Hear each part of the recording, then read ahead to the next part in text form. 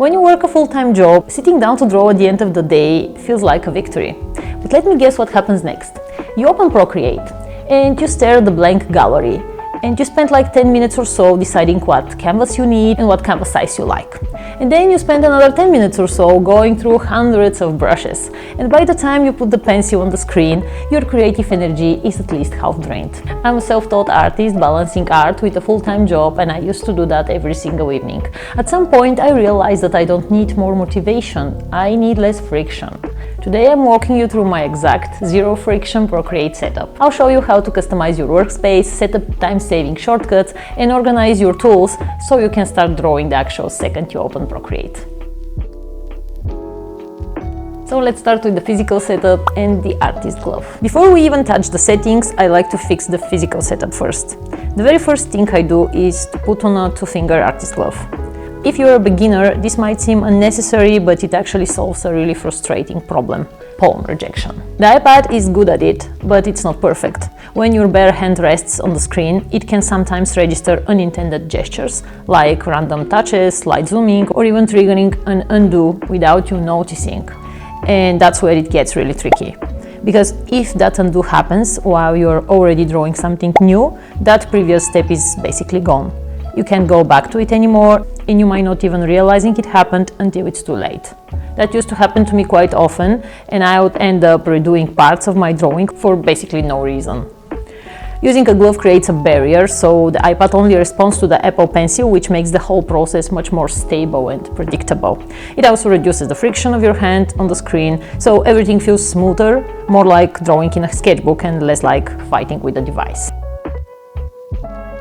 Now let's cure the blank canvas paralysis. I never create a new canvas from scratch anymore. Instead, I just use save presets. To set things up, go to your gallery, tap the plus icon on the top right, and instead of picking a default, tap this little dark icon with the plus sign to create a custom canvas.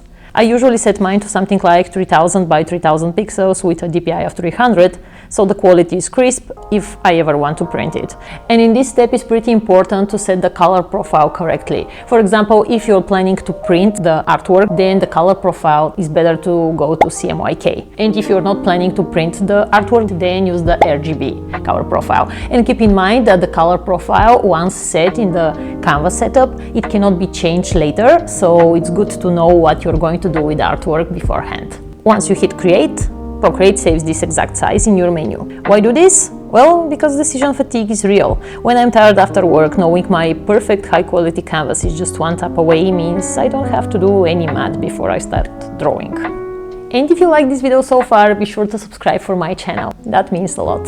Next, we need to organize our brushes. We all know that Procreate comes with hundreds of brushes, but honestly, I use only 4 or 5 on a daily basis. Scrolling through categories looking for that one pencil brush is a huge waste of time. So we are going to make our life easier by creating a custom folder. Open your brush library and tap the plus icon on the top right corner. Then choose Create New Set and give it a name. Something like Go to Brushes, Favorite Brushes, whatever feels best for you. You see your new set appear at the top of your brush library. Now go to your favorite sketching brush, for example, or inking brush, whatever it is, but instead of moving the original, swipe left on the brush and tap Duplicate. Then hold on the duplicated brush with the right hand until it becomes movable, and with the left hand navigate to your new created brush category. And once you are there, just release the brush in it. Do this for your favorite liner, favorite shader. Why do we need to duplicate the brush, you may ask? The duplication of the initial brush is important because otherwise we will lose track of where the brush comes from, and if we decide to make some changes on the brush later, we won't have the initial brush anywhere in our library. So that's why it's a good practice to duplicate the brush once you want to have it on some other category, so the initial brush is gonna stay untouched. This way, most of your workflow lives in one simple, organized place, right at the top of your brush library. And while we are talking about brushes, there is a little feature that really changed my drawing process: predefined steps. Have you ever been doing line art, accidentally changed your brush size, and then spent 5 minutes trying to guess if you were at 4% or 6%? You don't have to guess anymore. Find the exact size you like for your line art on the left slider, tap the slider and hit the little plus icon.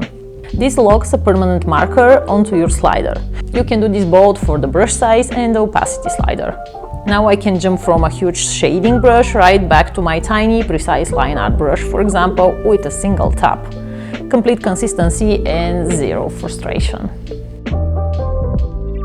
And keep in mind that those predefined steps are saved for a specific brush. So for example, if you put those steps for the Studio Pen, and if you use 6B pencil, for example, those steps are not going to be applicable for that specific brush, so you need to add steps for each brush in order to have them. When it comes to actual drawing process, keeping your flow state is actually everything. Reaching up to tap the tiny undo arrow breaks that flow. Instead, rely on gestures. A 2-finger tap undoes your last mistake. A 3-finger tap brings it back. If you really mess up, just press and hold 2 fingers to rapidly undo everything you just did, and that also works for the redo. But to be honest, one of my favorite gestures is the quick menu. And in order to set up that, let's go to the wrench icon, tap Preferences, then Gesture Controls, and find Quick Menu.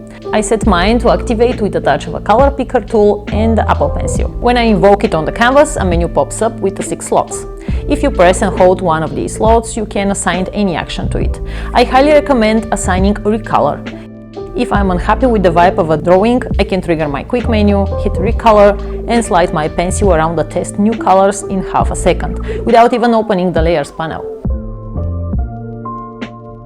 And speaking of colors, let's talk about the color drop. Dragging your color from the top right corner into a closed shape is the fastest way to lay down base colors. But beginners always run into the same issue, that annoying crunchy white line just inside our line art. Well, here is how you fix it using the color drop threshold. Drag your color into the shape, but do not lift your pencil. Keep holding it on the screen.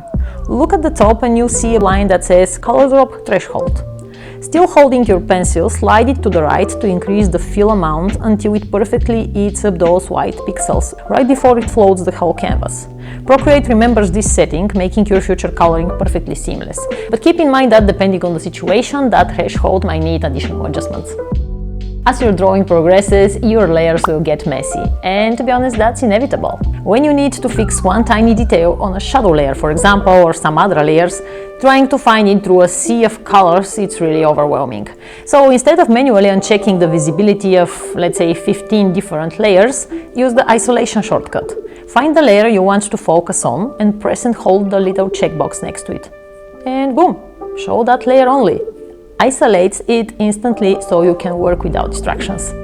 Once you are done, press and hold the same checkbox again and all your other layers come right back exactly as they were.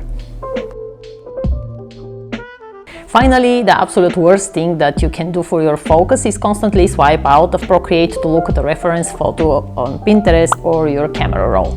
Every time you leave the app, you risk getting distracted by a notification.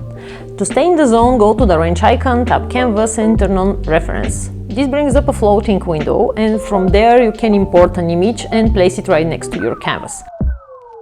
Another really useful option is switching the reference to canvas. This shows a full view of your artwork while you're zoomed in. So, for example, if you're working on small details on a larger canvas, you don't have to keep zooming in and out to check how everything looks together. You can just glance at the reference window and see the full composition.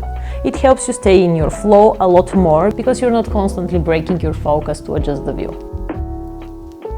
When you have, let's say, an hour to draw after a long workday, eliminating the friction of setting up your digital workspace makes a massive difference. You don't need to be perfect, you just need to make starting as easy as possible. So take 10 minutes tonight to set up your workspace in Procreate like this. And if you want to make your drawing process even more efficient, you can check this video next where I'm sharing my favorite Procreate tips for saving time.